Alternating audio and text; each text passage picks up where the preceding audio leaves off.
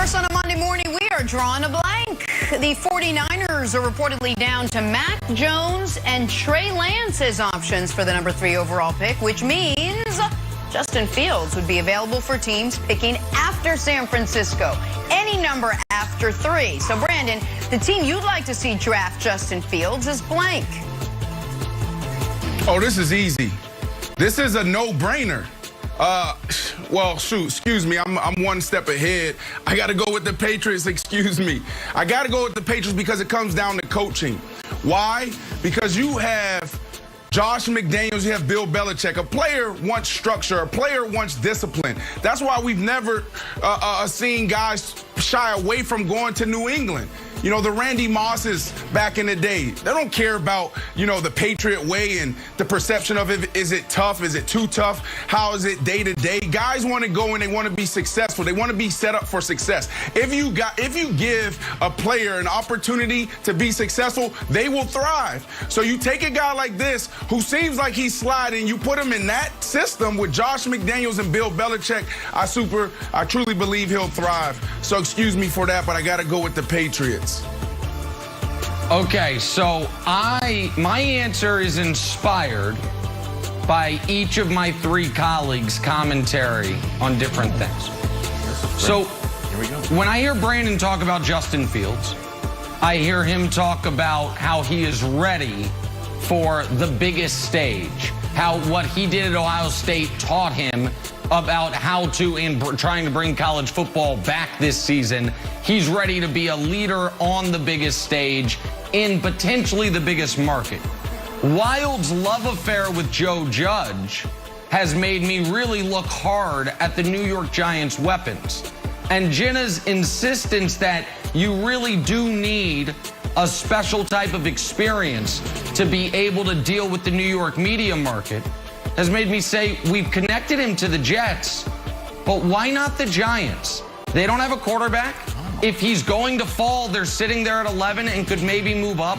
They've got Saquon. They've got great weapons all across that offense. So I would like to see him go to the Giants, get another really good quarterback in the NFC East to go along with Dak, and see if they can get back on track. So my answer is the Giants, and I hope the audience heard that because I think I cut out there for a moment. But do you believe in the coaching, though, Nick? Nick, you had an opportunity to pick any team. Do you truly believe in the coaching there, Coach Judge? You want to put the kid in that situation? Listen, I think Judge is wild. I think your guy Judge is a little goofy, but his players did seem to play hard for him, and they won. They weren't terrible at the end of last season. What were you calling timeout about, Wilds? Why'd you call timeout? Because they weren't terrible. Because sometimes the hottest takes come across in the quietest ways. You can't just in the middle of your answer say they don't have a quarterback. What? You just can't say you just dropped in a huge Danny Dimes diss just quietly in your answer, like they don't have a quarterback, and everyone's like, oh yeah, they don't have a quarterback. What about Danny Dimes? Danny Dimes is good to the point where Giants ownership is saying that he could see him winning a Super Bowl. Danny Dimes is good, Jenna. Believe in Danny Dimes. Believe in Joe Judge. Believe in anyone with alliterative names. My answer is Bears. We know that the Bears need a quarterback. The Bears don't have a quarterback, even though they're willing to put out tweets about Andy Dalton. But we know Andy Dalton is a rental at best. QB1. We know that the Bears gave a big, huge package to Seattle. They're hunting for a lifeboat that the Bears executives can hang their hat on and be like, oh, don't worry, the future's brighter. So if they packaged up a little bit similar to what they tried to give Seattle, move up into Carolina's spot, who I think Carolina wants to give Sam Darnold a chance, and get before the Broncos, because the Broncos are going to grab a QB. I think it's the Bears for Justin Fields. Nice little Midwestern connection, Jenna. I love all 3 of those answers. Giants, Patriots, Bears. Any of them would make a great bit of news. Let's talk some Kansas City, where visions of Mahomes, running for his life in the Super Bowl, clearly still plaguing the Chiefs. So what do? Boom, you fix the problem. They went out and they got 2-time Pro Bowl tackle Orlando Brown Jr. from Baltimore for a package of draft picks. Hey, Chiefs got the full extreme makeover thing going with the offensive line this offseason. Look at that shiny little graphic we put together there. Wow. Brandon, the Chiefs' acquisition of Orlando Brown Jr. is blank. Okay, here we go. I got excited at the top of this segment, and I went with this answer. No-brainer. Nick, this is a no-brainer. When you have Patrick Mahomes, the best quarterback in the sport today, you have to protect him. I don't care how good he is. I don't care how smart he is. I don't care about the weapons he has around him. When you look at the wide receivers and you look at the tight ends, if this dude can't stand upright, then you're just wasting your investment in him. So for them to go out there after watching them in the Super Bowl and him getting just destroyed and bolster this offensive line with these guys says a lot about this team.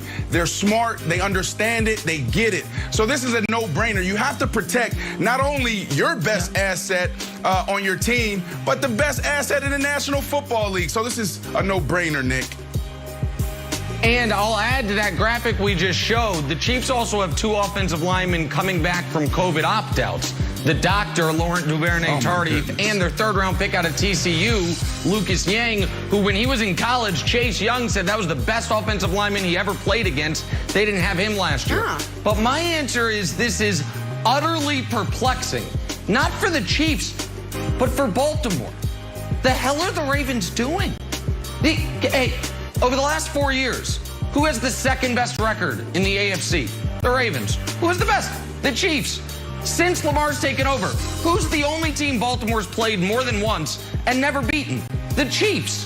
Why is the 2nd best team in the conference giving the best team in the conference help at the most critical position? And by the way, for the equivalent, once you do the math on all the draft stuff, like the 35th pick of the draft.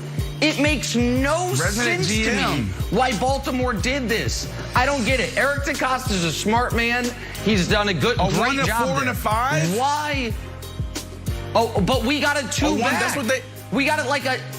Yeah. But we got a 2 back, so it ends up being like the equivalent of the 35th pick. Trade with anyone other than the Chiefs, Baltimore. I don't get it, Wild. So I'm happy for Kansas City, but I don't know why Baltimore's trading with the Chiefs. Well, my answer, Jenna, is GM highlight reel. Football is a beautiful game, but some of the most influential plays don't happen on the field. They happen in the boardroom. So now, thanks to the Chiefs, we have some highlight reels of Brett Veach looking cool, making things happen. Usually it would just be a tweet from Schefter or Glazer or something, but now we get a visual representation of what it looks like to make a highlight. So good job, Chiefs social media. He's got better highlights than Brady's backup down there in Tampa. I can't even remember his name now. All right, time for the weird